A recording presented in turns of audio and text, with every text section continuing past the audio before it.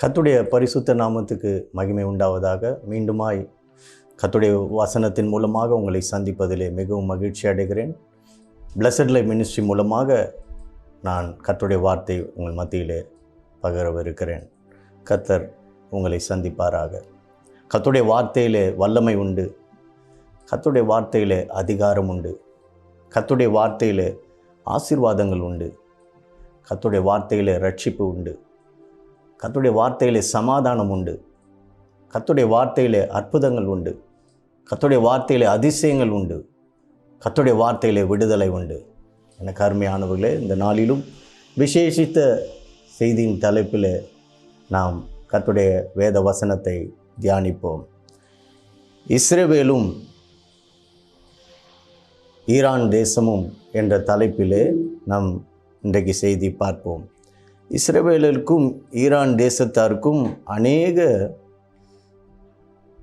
போர்கள் நடந்து கொண்டே இருக்கிறது. போர் சண்டை, மறைமுகமான போர் சண்டை நடந்து கொண்டே இருக்குது. செய்தித்தாளிலே நாம் அநேக செய்திகளை பார்க்கிறோம். ஈரான் தேசம் பாலஸ்தீனருக்கு உறுதுணையாக இருந்து அவர்களுக்கு சப்போர்ட் செய்து தீவிரவாத இயக்கமாகிய ஹெஸ்போலா, ஹூதி போன்ற ஹமாஸ் போன்ற அமைப்புகளோடு சார்ந்து இஸ்ரவேலுக்கு விரோதமாய் மறைமுகமான போர் செய்கிறதை நாம் பார்க்கிறோம். இதற்கு பின்னணியாய் பல காரியங்கள் இருக்கிறது. ஆனால் இந்த ஈரானியர்கள் எப்படிப்பட்டவர்கள், எந்த தேசத்தார்கள், அவருடைய பூர்வீகம் என்ன, அவருடைய கடந்த கால வாழ்க்கை என்ன, இப்போது நடந்து கொண்டிருக்கிறது என்ன, கடைசி காலத்தில் என்ன நடக்கும் என்பதை குறித்து வேதத்தின் அடிப்படையில் நாம் பார்ப்போம். ஆதியாகமம் புத்தகம் 14 அதிகாரம் 9 சொல்லுகிறது, ஏலாமின் ராஜாவாகிய கெதர்லாகோமேரோடும் என்று அந்த வசனம் சொல்லுகிறது. ஈரானியர்கள் பூர்வ காலத்தில் ஏலாமியர்கள் ஆண்ட அந்த நாட்டை உடையவர்களாக இருந்தார்கள். கடைசி அந்த ஒரு சில காலகட்டத்தில் ஏலாமியர்கள் மற்ற நாடுகள்லாம் சேர்ந்தது தான் பெர்ஷிய நாடாக மாறியது. ஆனால் இந்த ஏலாமியர்களை குறித்து ஆதியாகமம் புத்தகத்தில் நம்ம பார்க்கிறோம். பிரியமானவர்களே, எரேமியா புத்தகம் 49 அதிகாரம் 34 முதல் 39 வரை வாசித்து பார்த்திங்கன்னா, சேனைகளின் கர்த்தர் சொல்லுகிறது என்னவென்றால், இதோ நான் ஏலாமின் வில்லென்னும் அவர்களுடைய பிரதான வல்லமையை முறித்து போட்டு வானத்தின் 4 திசைகளிலிருந்து 4 காற்றுகளை ஏலாமின் மேல் வரப்பண்ணி அவர்களை இந்த எல்லா திசைகளிலும் சிதறடிப்பேன். ஏலாம் தேசத்திலிருந்து துரத்துண்டவர்கள் சகல ஜாதிகளிலும் சிதறப்படுவார்கள் என்று இந்த வசனம் சொல்லுகிறது.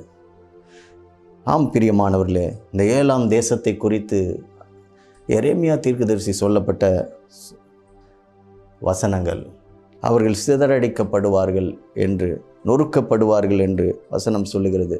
அந்த தீர்க்க தரிசன வசனத்தின்படி கிறிஸ்து பிறப்பதற்கு முன்பாக 596 பாபிலோனியர்கள் இந்த ஈரானிய தேசத்தை ஆண்டார்கள் என்று நம்ம பார்க்கிறோம். இந்த பெர்ஷியர்கள், ஈரான் தேசம் இன்னொரு பெயர் பெர்ஷியா என்று சொல்வார்கள், பெர்ஷியா நாட்டை அவர்கள் ஆண்டார்கள் என்று பார்க்கிறோம். பிரியமானவர்களே, அதே கோரேஸ் ராஜா அவர் அந்த கைப்பற்றின போது, பெர்ஷியா ராஜ்யத்தை கைப்பற்றின போது, பெர்ஷியா ராஜ்யம் விஸ்தாரமாக இருந்தது. அநேக நாடுகளை கோரேஸ் ராஜா ஆண்டான். இந்த கோரேஸ் ராஜா தான் இஸ்ரவேல் ஜனங்கள் அடிமைத்தனத்திலிருந்து அவர்கள் அடிமையாக இருக்கும்போது அவர் மீது இரக்கம் பாராட்டி, ஏசியா தீர்க்கதரிசி சொன்னது போல அவர்கள் போய் ஆலயத்தை கட்ட அவர்களுக்கு வேண்டிய உபகரணங்களை கொடுத்து, பொன்னும் வெள்ளியும் கொடுத்து, அது மாத்திரமல்ல எல்லாருக்கும், எல்லா பிரதிநிதிகளுக்கும், பிரபுக்களுக்கும் கட்டளையிட்டான் என்று நாம் பார்க்கிறோம். கோரேஸ் ராஜா இஸ்ரவேல் ஜனங்களின் பட்சமாக இருந்தான் என்று பார்க்கிறோம். இதே பெர்ஷியா ராஜாங்கம் குறித்து தானியேல் புத்தகத்தில் நாம் பார்க்கிறோம். 8 அதிகாரம் 2 தரிசனத்திலே நான் கண்டது என்னவென்றால், நான் பார்க்கையில் ஏலாம் தேசத்தில் உள்ள சூசான் அரண்மனையில் இருந்தேன். அங்கே நான் ஊலா என்று மாற்றங்கரையிலே இருந்ததாக தரிசனத்திலே கண்டேன் என்று வசனம் சொல்லுகிறது. இந்த சூசான் அரண்மனை வேறு எங்கும் இல்லை, ஈரான் தேசத்தில் இருக்கிறது. பிரியமானவர்களே, இப்போது சூசா என்று கூப்பிடுகிறார்கள். அந்த சூசான் அரண்மனை குறித்து தானியேல் தீர்க்கதரிசி 8 அதிகாரத்தில் தீர்க்க தரிசனமாய் உரைக்கிறார். பிரியமானவர்களே, அதே சூசான் அரண்மனையை குறித்து தான் எஸ்தர் புத்தகத்தில் பார்க்கிறோம். எஸ்தர் ராஜாத்தி அந்த சூசான் அரண்மனையில் தான் இருந்தார்கள். எஸ்தர் ராஜாத்தி ஒரு யூத பெண்மணியாக இருந்தாள். மொர்தெகாயால் வளர்க்கப்பட்ட ஒரு பெண்மணி. எஸ்தர் புத்தகம் 1ஆம் அதிகாரம் 2ஆம் வசனத்தில் சொல்லுகிறது, ராஜாவாகிய அகாஸ்வேரு சூசான் அரண்மனையில் இருக்கிற தன் ராஜ்யத்தின் சிங்காசனத்தின் மேல் வீட்டிருந்தான் என்று வசனம் சொல்லுகிறது. அதே நெகேமியா புத்தகம் 1ஆம் அதிகாரம் 1ஆம் வசனத்திலும் சூசான் அரண்மனை குறித்து நாம் பார்க்கிறோம். பிரியமானவர்களே, இந்த பெர்ஷியா ராஜ்யம் ஒரு மிகவும் வலிமையான ராஜ்யமாக இருந்தது. இப்போ மாடர்ன் டைம்ஸில் பார்த்திங்கன்னா ஈரான் தேசம் என்று சொல்வார்கள். ஆனால் அந்த காலகட்டத்தில் பெர்ஷியா ராஜ்யத்தை குறித்து வேத புத்தகத்தில் அநேக இடங்களிலே சொல்லப்பட்டு இருக்கிறது. இந்த பெர்ஷியா ராஜ்யம் மிகவும் விஸ்தாரமாய் வலிமையான ஒரு ராஜ்யமாய் காணப்பட்டது. ஆனால் கிரேக்க ராஜ்யம் எழும்பும்போது அலெக்சாண்டர் என்ற பெரிய அரசர் இந்த கிரேக்க ராஜ்யத்தை ஆண்டு கொண்டிருந்தார். அவர் இந்த பெர்ஷிய ராஜ்யத்தை முறியடித்து எல்லா ராஜாக்களையும் வீழ்த்தி தன்னுடைய ராஜ்யத்தை விஸ்தாரமாக்கினார் என்று சரித்திரம் கூறுகிறது. பிரியமானவர்களே, இந்த தானியேல் புத்தகம் 8ஆம் அதிகாரத்தில் அதை குறித்து நாம் வாசிக்கிறோம். பிரியமானவர்களே, அதன் பிறகு பார்த்தீர்கள் என்றால் இந்த ஈரான் தேசம் என்று சொல்லப்படுகிறது. அந்த தேசம் முஸ்லிம் தேசமாய் ஒரு காலகட்டத்தில் மாறுகிறது. அது இஸ்லாத்தை தழுவிக்கொண்ட ஒரு நாடாய் மாறுகிறது. 1501ஆம் ஆண்டு இந்த ஈரான் தேசம் உருவாக்கப்படுகிறது என்று நாம் சரித்திரத்தில் பார்க்கிறோம். பிரியமானவர்களே, இந்த ஈரான் தேசம் ஒரு முஸ்லிம் நாடாக இருக்கிறது. அதே சமயத்தில் ஒரு சர்வாதிகார ஆட்சியுடைய ஒரு மத தலைவரால் ஆண்டு கொள்ளப்படுகிற ஒரு நாடாய் காணப்படுகிறது. பிரியமானவர்களே, ஆனால் இவர்கள் அந்த மத்திய திரைக்கடல் நாடுகளிலே, அரபு நாடுகளின் மத்தியிலே ஒரு வலிமை மிகுந்த ஒரு நாடாய் தங்களை காண்பித்து கொள்ளுகிறார்கள். அது மாத்திரமல்ல, தங்களை காண்பித்துக் கொள்வதற்காக இஸ்ரவேலுக்கு விரோதமாய் பல தீவிரவாத இயக்கங்களோடு இணைந்து மறைமுக போர் செய்கிறார்கள்.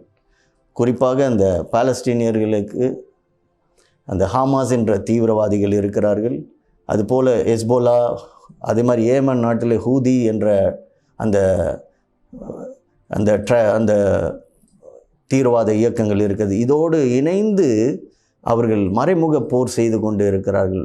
ஏனென்றால் தங்களை ஒரு வலிமையான நாடாய் காண்பிக்க வேண்டும் என்றும், அது மாத்திரமல்ல பாலஸ்தீனியருக்கு அவர்கள் உறுதுணையாக இருந்தால், துணையாக இருந்தால் மற்ற அரபு நாடுகளுடைய நேசம் கிடைக்கும் என்று பல காரியங்களை செய்து கொண்டு இருக்கிறார்கள். பிரியமானவர்களே, 1982ஆம் ஆண்டு ஒரு பெரிய போர் நடந்தது. லெபனானுக்கும் இஸ்ரேலுக்கும் பெரிய போர் நடந்தது. பிரியமானவர்களே, அது மாத்திரமல்ல 2006ஆம் ஆண்டு இன்னும் அதிக இஸ்ரேலுக்கும் பாலஸ்தீனியருக்கும் அதிக சண்டை ஏற்பட்டது, போர் ஏற்பட்டது பார்க்கிறோம்.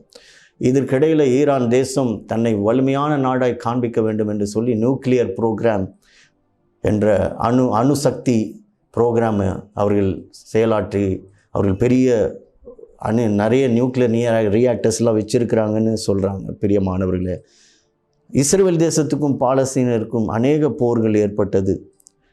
2008ஆம் ஆண்டு அங்கே ஒரு போர் நடந்தது. அதே மாதிரி 2012ஆம் ஆண்டு போர் நடந்தது. அது மாத்திரமல்ல 2014ஆம் ஆண்டு ஒரு போர் நடந்தது. 2021ஆம் ஆண்டு சண்டை நடந்தது. 2023 இப்போ நாம் பார்க்கிறோம் இன்னுமாய் அந்த போர் சண்டை நீடித்து கொண்டு இருக்கிறது என்று பார்க்கிறோம். அநேகர் மடிந்து போனார்கள் என்று பார்க்கிறோம். கடந்த ஆண்டிலே அக்டோபர் மாதம் 7ஆம் தேதி இந்த தீவிரவாதிகள், ஹமாஸ் என்ற தீவிரவாதிகள் இஸ்ரேல் நாட்டுக்குள்ளே புகுந்து அநேக யூதர்களை கொலை செய்தார்கள், அநேக யூத ஜனங்களை கடத்தி சென்றார்கள் என்று நாம் பார்க்கிறோம்.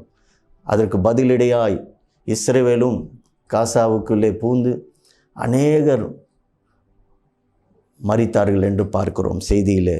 இந்த போர் இன்னும் நீடித்து கொண்டு இருக்கிறது என்று பார்க்கிறோம். பிரியமானவர், இதற்கிடையே ஈரான் தேசம் தன்னுடைய வலிமையை காண்பிக்க வேண்டும் என்று சொல்லி அநேக ட்ரோன்களை, அநேக ஏவுகணைகளை இஸ்ரேல் தேசத்தின் மீது 300 ஏவுகணைகளை அவர்கள் ஏவினார்கள் என்று பார்க்கிறோம். ஆனால் அதனால் ஒரு சேதம் ஏற்படவில்லை. ஏனென்றால் இஸ்ரேல் தேசம் அறிவியல் நுட்பத்திலே முன்னேறின ஒரு நாடு.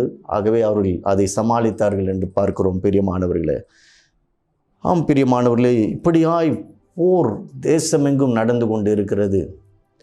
இஸ்ரவேலுக்கும் ஈரானுக்கும் ஒரு சண்டை ஏற்பட்டு கொண்டே இருக்கிறது. இதுதான் காரணம். அவர்கள் தங்கள் வலிமையான ஒரு நாடு, மத்திய அரபு நாடுகளிலே ஒரு வலிமையான நாடு என்று காண்பிப்பதற்காக இந்த காரியத்தை செய்கிறார்கள். அது மாத்திரமல்ல, அது ஒரு முஸ்லீம் நாடாக இருப்பதினாலே யூதர்களுக்கு விரோதமாய் அவர்களுக்கு அநேக வெறுப்புகள் இருக்கிறது. அதுதான் அந்த வெறுப்பினாலே அந்த தேசத்துக்கு விரோதமாய் அவர்கள் நின்று கொண்டு இருக்கிறார்கள் என்று பார்க்கிறோம். இந்த ஈரான் தேசம் கடைசி காலத்தில் மீண்டுமாய் எழும்புவார்கள் என்று தீர்க்க தரிசன புத்தகங்கள் சொல்லுகிறது. பிரியமானவர்களே, இந்த பெர்ஷியா நாடு, ஈரான் நாடு வருங்காலத்தில் கடைசி காலத்தில் யுத்தங்களுக்கு தயாராகும் என்று, இஸ்ரவேலுக்கு விரோதமாய் அநேக நாடுகளோடு கூடி, ரஷ்யா நாடோடு கூடி யுத்தத்துக்கு தயாராகும் என்று தீர்க்க தரிசன வசனங்கள் சொல்லுகிறது. எசேக்கியேல் புத்தகம் 38ஆம் அதிகாரம் 5ஆம் வசனம் சொல்லுகிறது, அவர்களோடு கூட பெர்ஷியரும் எத்தியோப்பியரும் லீபியரும் இருப்பார்கள். அவர்கள் எல்லாரும் கேடகம் பிடித்து தலைச்சீராவும் தரித்திருப்பார்கள் என்று வசனம் சொல்லுகிறது. இவர்கள் எல்லாரும் சேர்ந்து இஸ்ரவேல் தேசத்தை தாக்குவார்கள் என்று எசேக்கியேல் புத்தகம் 38ஆம் அதிகாரத்தில் கோகு மாகோகு குறித்து நாம் பார்க்கிறோம். இவர்கள் எல்லாரும் சேர்ந்து இஸ்ரவேல் தேசத்துக்கு விரோதமாக எழும்புவார்கள் என்று வேதவசனம் சொல்லுகிறது. பிரியமானவர்களே, கடைசி காலத்தில் கர்த்தர் நியாயம் தீர்ப்பார். எசேக்கியேல் புத்தகம் 39ஆம் அதிகாரம் 4 முதல் 7ஆம் வசனம் வரை நீங்கள் வாசிக்கும்போது, நீயும் உன் எல்லா இராணுவங்களும் உன்னோடு இருக்கிற ஜனங்களும் இஸ்ரவேல் மலைகளில் விழுவீர்கள். உராய்ஞ்சுகிற சகலவித பட்சிகளும் வெளியின் மிருகங்களுக்கும் உன்னை இரையாக கொடுப்பேன் என்று கர்த்தர் சொல்லுகிறார். ஆம் பிரியமானவர்களே, இஸ்ரவேல் மேலே கை வைக்கும்போது கர்த்தர் சும்மா விட மாட்டார்.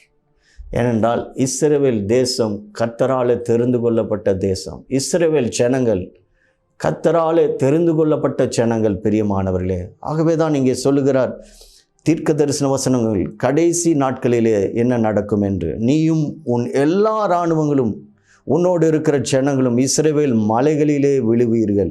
உராய்ஞ்சுகிற சகலவித பட்சிகளும் வெளியின் மிருகங்களுக்கும் உன்னை இரையாக கொடுப்பேன் என்று கர்த்தர் சொல்லுகிறார். அது மாத்திரமல்ல, விசாலமான வெளியிலே விழுவாய், நான் இதை சொன்னேன் என்று கர்த்தராகிய ஆண்டவர் உரைக்கிறார் என்று வசனம் சொல்லுகிறது. விசாலமான வெளியிலே விழுவாய் என்று வசனம் சொல்லுகிறது. கர்த்தர் எப்படி அதை நடப்பிக்கப் போகிறார் என்று தெரியாது. கர்த்தர் ஒரு வார்த்தை சொன்னால் அவர்கள் அக்கினால் விழுவார்கள். ஆம் பிரியமானவர்களே, அவர் சங்கரிக்கப்படுவார்கள். தேவ தூதர்கள் இறங்கி எல்லாரையும் ஒரு நொடி பொழுதில் சங்கரிக்கலாம். என்ன நடக்கும் என்று தெரியாது. வேத புத்தகத்திலே அதை குறித்து விரிவாய் சொல்லப்படவில்லை. நான் மாகோக் இடத்திலும் தீவுகளில் நிர்விசாரமாய் குடியிருக்கிற இடத்திலும் அக்கினியை அனுப்புவேன், அப்பொழுது நான் கர்த்தர் என்று அறிந்து கொள்வார்கள் என்று வசனம் சொல்லுகிறது. ஆம் பிரியமானவர்களே, கர்த்தர் அக்கினி அனுப்புவார். அப்போ இது ஒரு வெளிப்படையாய் கர்த்தர் சொல்லுகிற காரியம். அக்கினி அனுப்பி அந்த மாகோகை கர்த்தர் அழித்து போடுவார். நிர்விசாரமாய் குடியிருக்கிற தீவுகளில் நிர்விசாரமாய் குடியிருக்கிறவர்களை கர்த்தர் அக்கினியினாலே அழித்து போடுவார் என்று வசனம் சொல்லுகிறது. இவ்விதமாய் நான் என் ஜனமாகி இஸ்ரவேலின் நடுவிலே என் பரிசுத்த நாமத்தை இனி பரிசுத்த குலைச்சலாக்க ஒட்டேன் என்று வசனம் சொல்லுகிறது. ஆம், கர்த்தர் தம்முடைய நாமத்துக்காக வைராக்கியம் பாராட்டுவார். பிரியமானவர்களே, அதனால் நான் இஸ்ரவேலரின் பரிசுத்தராகிய கர்த்தர் என்று புறஜாதிகள் அறிந்து கொள்வார்கள் என்று வசனம் சொல்லுகிறது. ஆம் பிரியமானவர்களே, கடைசி நாட்களிலே நடக்கப் போகிற இந்த தீர்க்க தரிசன வசனங்கள், அதிலே ஈரான் தேசத்துடைய பங்கும் இருக்கிறது, இஸ்ரவேல் தேசத்துடைய பங்கும் இருக்கிறது. ஆனால் கர்த்தர் இஸ்ரவேல் ஜனங்களுக்காக நியாயம் தீர்ப்பார் என்று கர்த்தர் சொல்லுகிறார். ஆம் பிரியமானவர்களே, இன்றைக்கு உலகிலே போர் நடந்து கொண்டு இருக்கிறது. ரஷ்யாவுக்கும் உக்ரைனுக்கும் போர் நடந்து கொண்டு இருக்கிறது. அதுபோல் இஸ்ரவேலுக்கும் ஈரான் தேசத்துக்கும் ஒரு மறைமுக போர் நடந்து கொண்டு இருக்கிறது. நாம் தேசங்களுக்காக ஜெபிக்க வேண்டும். பிரியமானவர்களே, உலகத்தில் சமாதானம் இருக்க வேண்டும், தேசங்களிலே போர் நிற்க வேண்டும், சமாதானம் பிறக்க வேண்டும், அநேக ஜனங்களுடைய கண்ணீர் துடைக்கப்பட வேண்டும். அதற்காக நாம் பாரத்தோடு அனுதினமும் ஜெபிக்க வேண்டும். இஸ்ரவேலுக்காக ஜெபிக்கிறவர்களை கர்த்தர் நேசிக்கிறார். அல்லேலூயா. இஸ்ரவேலுக்காக ஜெபிக்கிறவர்களை கர்த்தர் நேசிக்கிறார். அவர்கள் சுகித்திருப்பார்களாக என்று வேதவசனம் சொல்லுகிறது. ஆம் பிரியமானவர்களே, இன்றைக்கு என்னோடு கூட நீங்களும் இந்த போருக்காக நம்ம ஜெபிப்போம். இஸ்ரவேல் தேசத்தில் நடக்கிற போர் அது நிற்கப்பட வேண்டும். அநேக ஜனங்கள் உயிர் இழந்திருக்கிறார்கள், பிள்ளைகளை இழந்திருக்கிறார்கள், வீடு வாசலை இழந்திருக்கிறார்கள், உணவின்றி தண்ணீரின்றி தவிக்கிறார்கள். அவளுக்காக நாம் ஜெபிப்போம். பிரியமானவர்களே, கர்த்தாவே ஸ்தோத்திர ஆண்டவரே, இஸ்ரவேல் தேசத்துக்கும் ஆண்டவரே பாலஸ்தீனுக்கும் நடக்கிற போருக்காக ஜெபிக்கிறோம். இந்த போர் ஆண்டவரே நிறுத்தும்படியாய் கர்த்தர் கிருபை செய்வீராக. எத்தனையோ பேர் வீடு வாசல் இன்றி, மின்சாரம் இன்றி, தண்ணீரின்றி கண்ணீரோடு இருக்கிறார்கள். எத்தனை பிள்ளைகள் தாய் தகப்பனை இழந்து இருக்கிறார்கள். கர்த்தர் ஆண்டவரே ஒரு சமாதானத்தை கொண்டு வாரும் ஆண்டவரே. இந்த போருக்கு ஒரு முடிவு கொண்டு வாரும் ஆண்டவரே. கர்த்தர் ஆண்டவரே அந்த மத்திய திரைக்கடல் அந்த அரபு நாடுகளின் மத்தியிலே ஒரு சமாதானத்தையும் ரட்சிப்பையும் கட்டளையிடுங்க ஆண்டவரே. விண்ணப்பத்தை கேட்டதற்காக நன்றி ஆண்டவரே.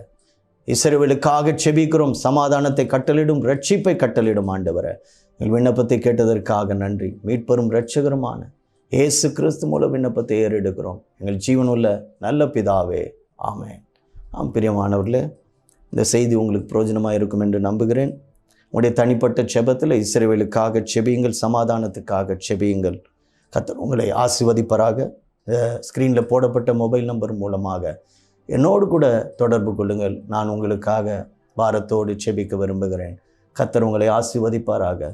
மீண்டுமாய் அடுத்த செய்தியிலே சந்திப்போம். நன்றி.